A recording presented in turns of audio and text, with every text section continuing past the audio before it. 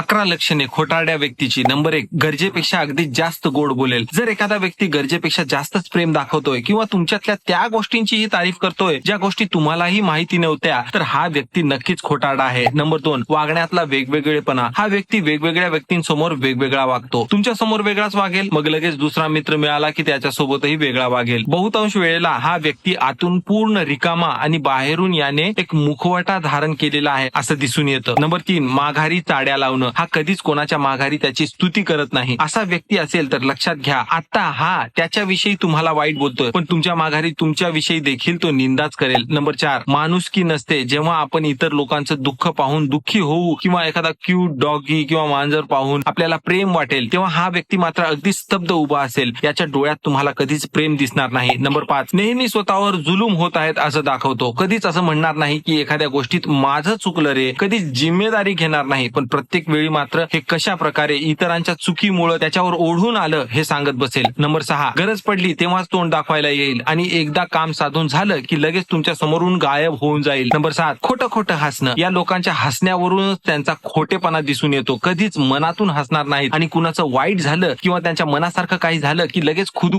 हसायला लागतात. नंबर 8, मोठमोठे प्रॉमिसेस द्यायचं आणि करायचं मात्र काहीच नाही. मी हे करीन, मी ते करीन असं म्हणायचं किंवा मोठमोठ्या गोष्टी करायच्या, लाखो करोडोच्या गोष्टी करायच्या आणि चहा पाण्याचं बिल मात्र आपल्याला भरायला लावायचं. नंबर 9, स्वतःच एक गोष्ट बोलून लगेच त्याच्या विरोधातल्या गोष्टी करायच्या. उदाहरण द्यायचं तर मला खोटं बोललेलं बिलकुल आवडत नाही म्हणायचं आणि लगेच तुम्हाला इन्व्हॉल्व्ह करून स्वतःच्या आई वडिलांसमोर किंवा कुणासमोर खोटं नाटक करायला लावायचं. नंबर 10, दोन तोंडे असणं. दोन्हीकडून बाता हाणायच्या, ज्याच्यात त्याचा फायदा त्याचाच बोलबाला करायचा. नंबर 11, रिकाम्या गोष्टी करायचा. कधीच खरं इमोशन दिसणार नाही. कधीच प्रेम, दया किंवा क्षमा यासारख्या गोष्टी यांच्या बोलण्यातून तुम्हाला जाणवणार नाहीत. फक्त स्वार्थ आणि स्वार्थच जाणवेल.